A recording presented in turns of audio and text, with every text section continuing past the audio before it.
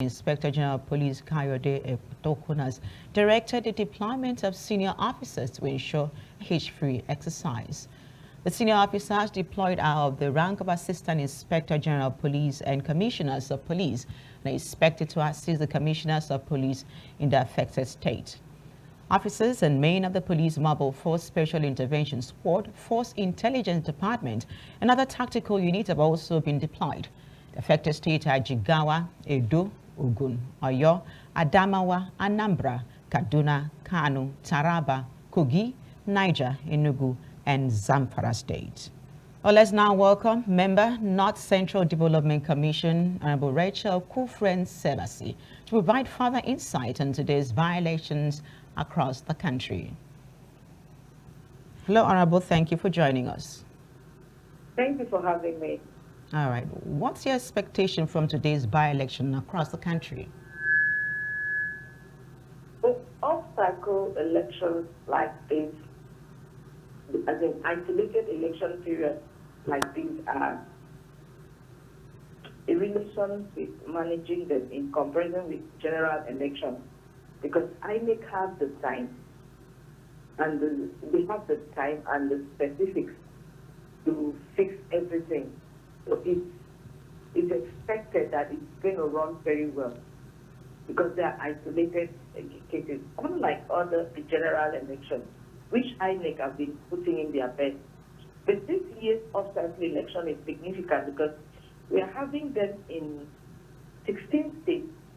This is somehow significant because we've never had it this large. Okay. Honorable Nseabasi, to what extent does the signing of the peace accord go a long way in ensuring a peaceful conduct of the polls? Because the signing of the peace accord has been ongoing in other elections. How does this affect the peaceful conduct of the polls? Okay, well, not holding briefs or talking on behalf of the political parties that signed the peace accord, because they have their own spokesperson. I'm not holding briefs for them, but I believe that they understand the situation in the country, and it's just like in a state, it's a specific constituency.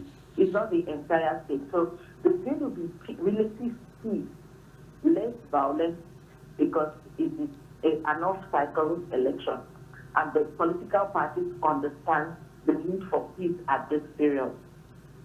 All right, Nseabasi, let's look at the security architecture. So how prepared is the electoral system and the security to take charge of this particular election? Do you think they're prepared for this exercise? Having watched on the TV station what INEC is doing and the security measures being put in place, and the promise to give the people security for the peaceful conduct of the elections, I strongly believe that it's going to be peace-free. Having seen what INEC did in an off-cycle election like recently held in Ondo, it was relatively peaceful and insignificant record of violence. So I believe it's going to be replicated in today's by-election. Are there any areas that you anticipate higher voter turnout or more competitive contests during this election? The areas you anticipate?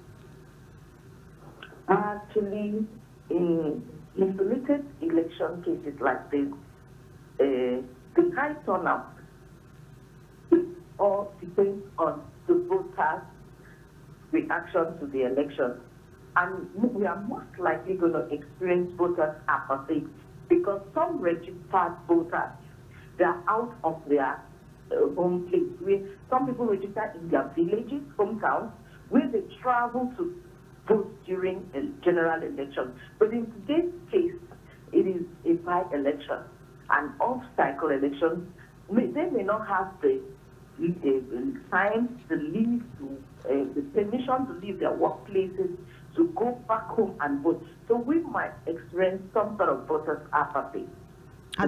Are there early reports of challenges with regards to logistic arrangement during this exercise? Have you observed anything like that? No, not exactly, because I've watched INEC give out the non-sensitive materials. I followed it up with when they're distributing the sensitive materials.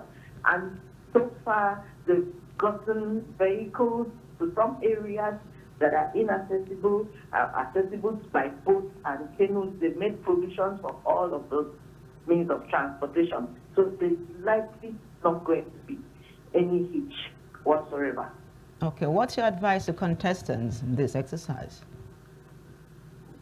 My advice to them is to imbibe the spirit of sportsmanship. If after the results have been released by INEC, you give a handshake of congratulations to the party and the candidates that emerged as winners. Because dragging cases in court, it's within their human rights to contest the results of the election. But because of the short period, so you don't distract the winner from giving his best to the representation. Because almost all the elections today is a legislative election. Going to court is a huge distraction to the winner. So the contestants should this time the peace accord, but they should exhibit the spirit of sportsmanship. And after the election, the winner immediately congratulates each other, pats back, and move on. Whatever he has in mind to contribute, he can do it through the winner. It is possible. It shouldn't always end in court. Let's just pat ourselves in the back and then prepare for next election. The general election is in 2 years. Can go prepare to come back. Even when the other party has a good point to raise to contest the polls, the result of the polls? Yes, if they have a good point, they can go ahead. But like I said, it's always a huge distraction to the person in the office. All right, thank you very much, Honorable Rachel Nseabasi, North Central Development Commissioner. Thank you for your time. Thank you for having me.